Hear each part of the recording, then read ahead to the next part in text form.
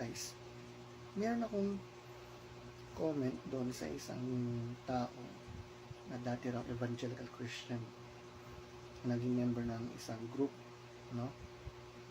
Tapos diniscuss yung tungkol sa pagiging born again. So ngayon, discuss natin. Napakalagang usapin ito tungkol sa pagiging born again. So, you see, we're going to explain something here. So, anong ibig sabihin ng yun nga, born again?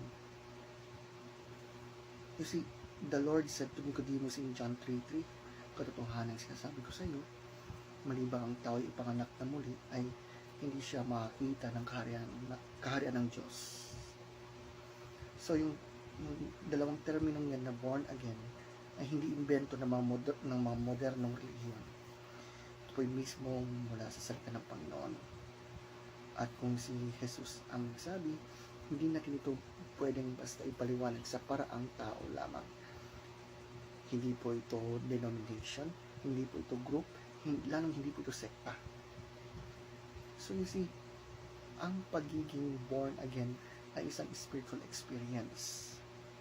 I will repeat, isa po itong spiritual experience, hindi lang ritual ng baptism. Ang baptism, yes, it's true, mahalaga.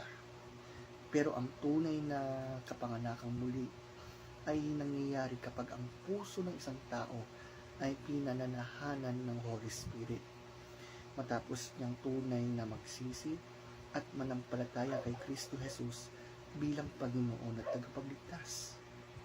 Ngayon ang question, malibang tawagin ng religion o relihiyon, malibang tawagin relihiyon ang born again? Well, tama naman siya sa point na yun na ang born again ay hindi religion kundi process.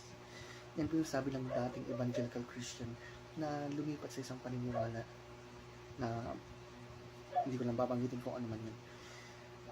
Kaso kulang yung kanyang paliwanag. Hindi lang ito basta process, kundi isang pagbabagong loob na dulot ng Holy Spirit. Guys, hindi sapat na sabihin tinanggap mo ang Lord. Ang tanong, sino ang Diyos na tinanggap mo?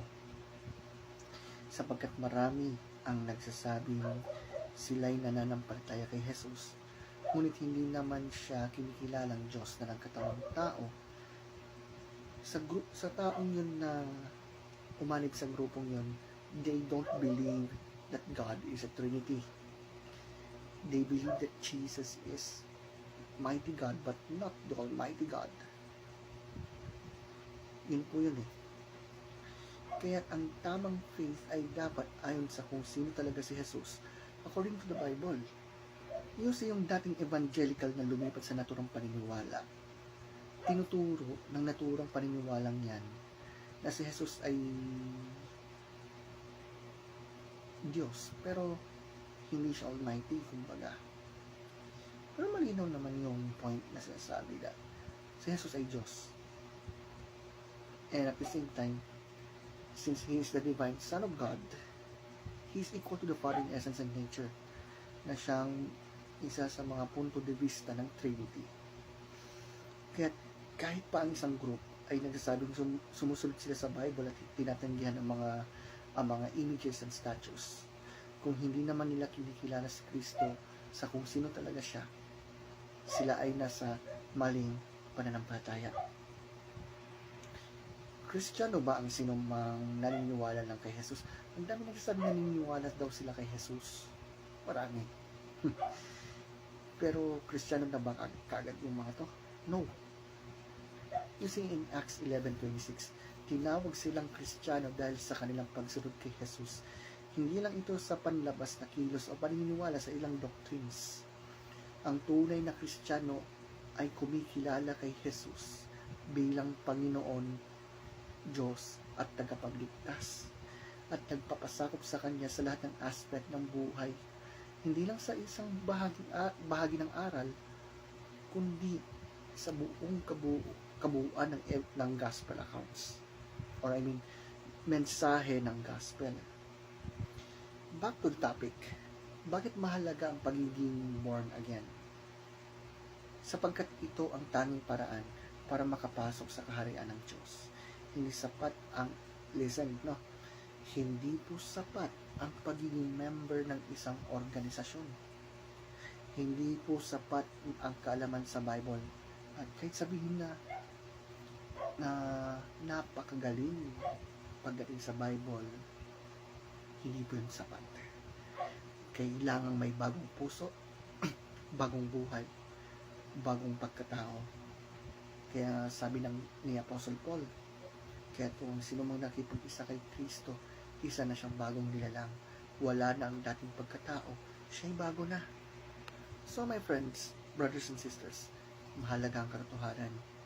Jesus himself said, I am the way and the truth and the life. No man comes to the Father except through me. Inasabi niya.